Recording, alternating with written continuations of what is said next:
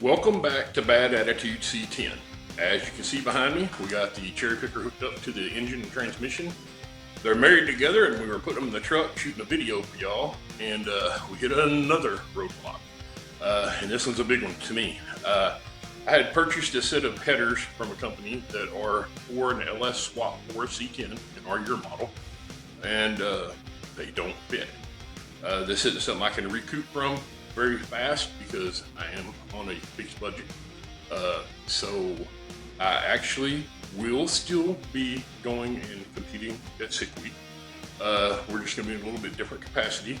I have a friend that has a couple of trucks. He's gonna let me pick which one I want to bring, and I'm going to come still get some content. We're gonna participate. We are gonna run the truck. It's just gonna be a slower, dial your own time truck, and I'm gonna talk to him about doing the bullseye challenge. In addition to that, this will be the first real test I've done since my accident. So not having to worry about learning the Holly on the run or on the fly, having to change tires at every track from the street tires to the drag radials in the back, and bringing a ton of tools because the truck doesn't have much time on it. I'm going to slow down, back up.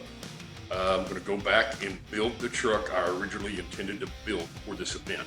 So I'm going to try to find somebody to paint it. We will be moving forward with the build, and we'll be videoing and doing episodes of the build of the truck. We'll be sharing all that content. We will be doing content from Sick Week.